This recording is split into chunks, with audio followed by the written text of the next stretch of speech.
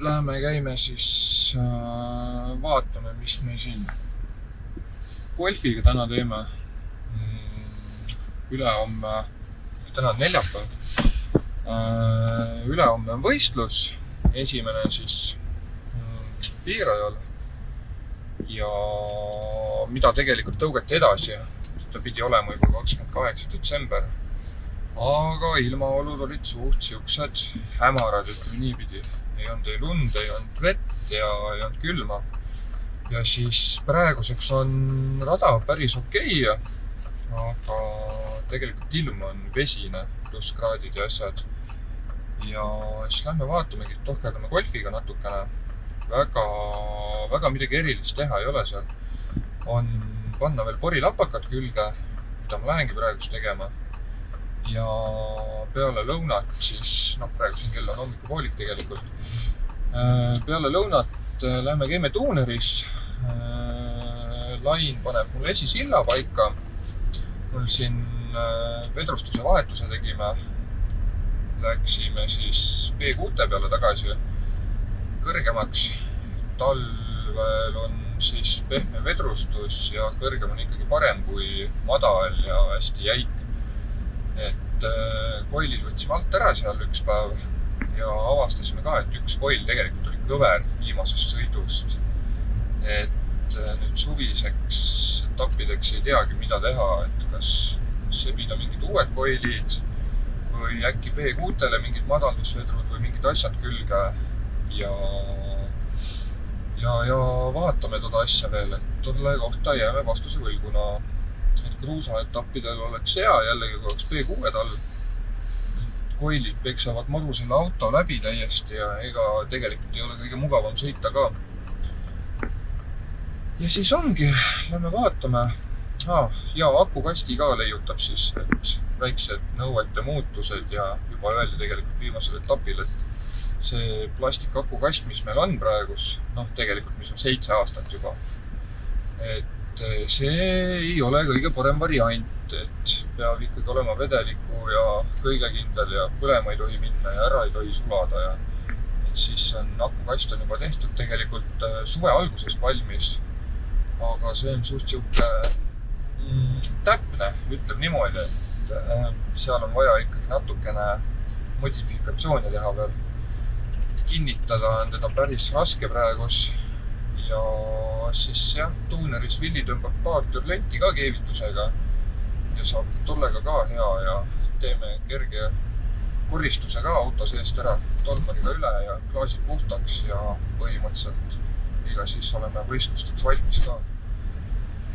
Et vaatame, kuidas siin minema hakkab ja et siis saame jooksvalt juurde vaadata, mis siin toimub.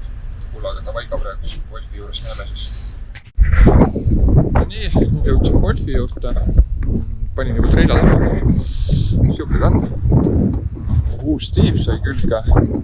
See oli väga ribadeks. Siin ongi need porilapakad, mis on vaja panna.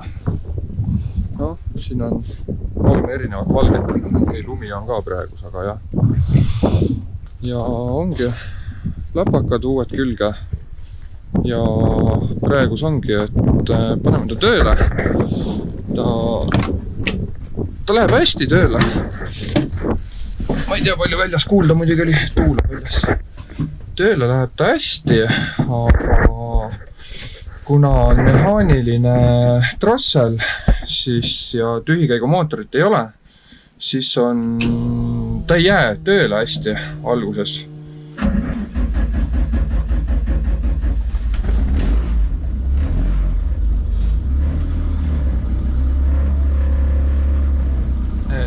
Praegus hoian õrnad gaasi peal. Tembid on suht all. Laseme ta soojemaks ära ja ajame lume maha ja siis ajamegi garaaži peale. Muidugi enne tuleb treila pealt ka maha võtta, see on ka suht loogiline. Ja siis saamegi asjad vaadata. Näed, siin on nüüd see akukast uus. Ja siin on siis need kinnitused, mis siia on vaja siis natukene keevitada ja möllatana. Taga on uued rehvid ja muud midagi head ei olegi. Siin on siuke kliima on ka. see on ikkagi tänavaauto, nalja ei ole. Kuule, aga davai praegu. Esimene on paigas.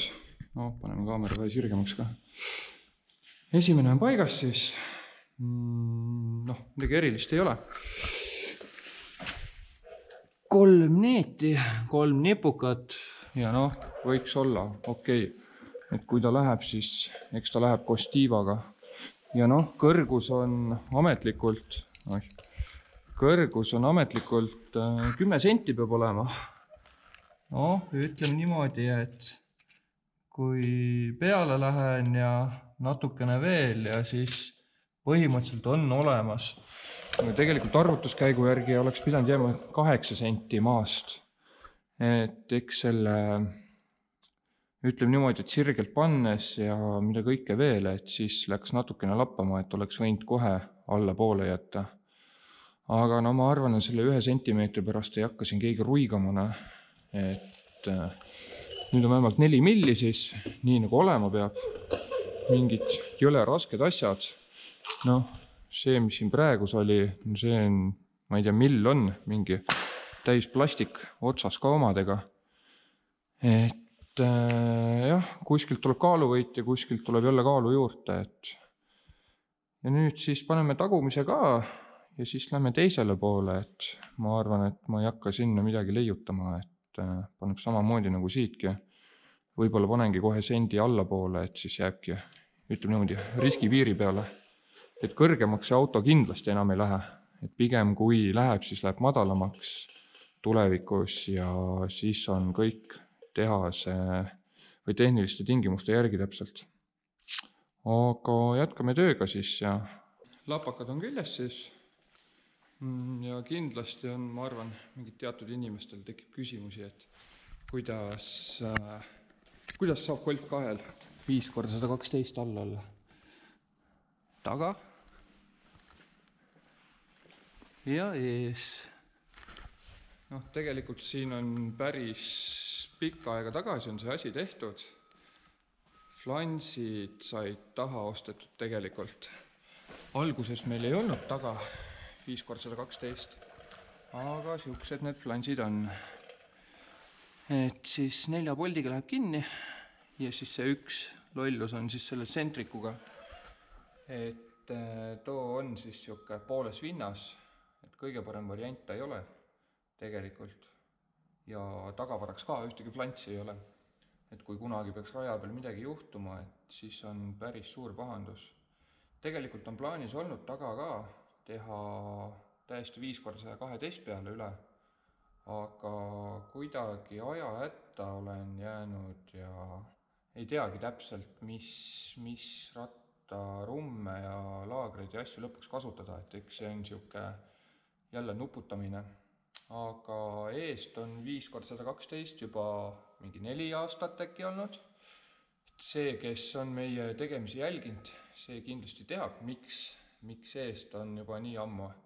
Et tegelikult suur probleem oli pooltelgedega.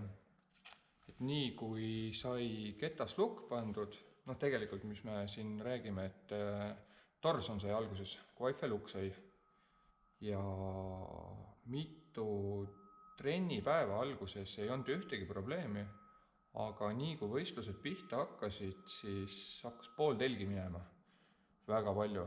Läksid otsad puruks, võll läks puruks, sisemine ots läks puruks. Et üks võistlus oli isegi niimoodi, et pooltelje võll oli täies pikkus isegi raja peal.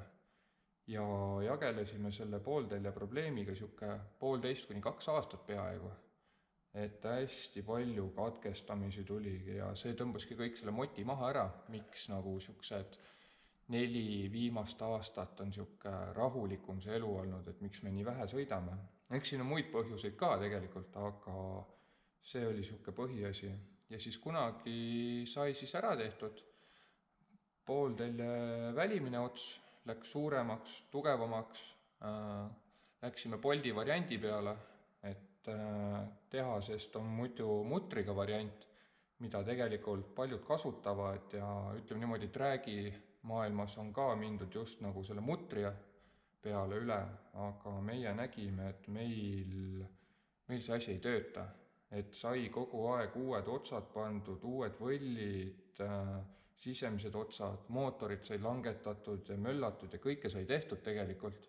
Et iga võistlus, kui pooltelje ots või poolteljega mingi probleem oli, siis muutsime auto geomeetriat kogu aeg natukene.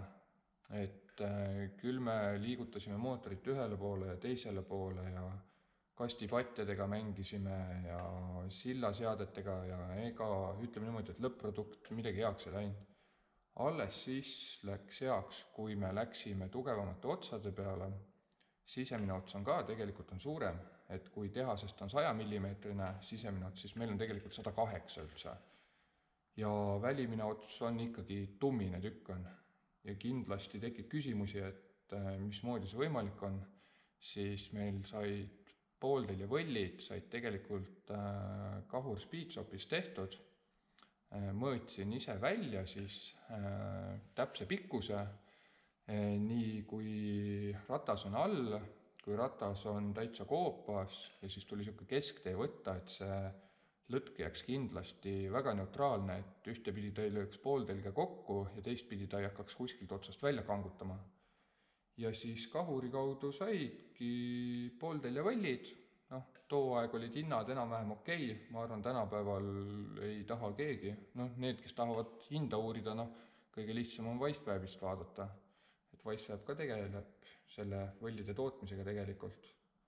Aga peale seda on meil mingi ainult kaks pooltelje otsa probleemi olnud. Eks see on suhteliselt palju on sõiduviga olnud. Ühe korra käisin kunagi betoonbarjääris mõlema kahe rattaga, juhipoolsete ratastega. Ja see on kõik arusaadav ka, et eks midagi peabki siukse paugu peale otsad andma. Ja teine oli, ma arvan, 2-3 aastat tagasi Otepää rahvasprindil, kus hoog oli palju kurvis. Tegelikult öeldakse, et pidur on kiiruse surm, aga panin rajalt välja ühtepidi teistpidi ja nägin, et üks truup on tulekul ja hoidsin nii palju peal, et äkki enne truubi otsa vinna raja peale tagasi. Aga tegelikult käis põks truubi otsa peal ära ja seal see pooltelje ots katki läkski.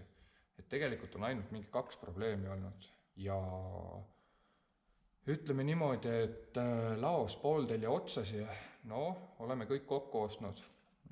Ütleme niimoodi, et 3 aastat tagasi oli pooltelje ots 40 eurot, 45, 50 eurot, siis praegu seda sama otsa põhimõtteliselt alla 80 euro ei saa. Ja üldse on see, et see tootmine on kohakuti maas. Äkki nüüd on midagi muutunud, ütleme niimoodi, et aasta aega pole uurinud, pole vajadust olnud. Ja siis meil ongi kõik ladu on täis, ütleme niimoodi puusalt valetades mingi 6 pooltelje otsa on olemas. Ja võistlustel kaasas on ka alati 2 tükki. Et kuna me oleme siin omal ajal nagu nii palju mööda pükse saanud sellega, siis alati tassime asju kaasas. Aga praeguseks siis ongi kõik. Porilapakad on küljes. Siuke 3 neeti, 2 kruvi. Ees olles on veel väike nipukatuuning ka. Ülevalt on nipukas, alt on nipukas ja samamoodi 3 neediga. Siin on samamoodi P6 all. Et siis vaatame. Praeguseks on siis siuke nokitsemistöö on tehtud ja koristame ära seest ja siis lähmegi, paneme treila peale tagasi ja lähme liigume siis tuunerstuudiosse. Seal siis saab ka paar asja ära tehtud ja tegelikult on auto valmis.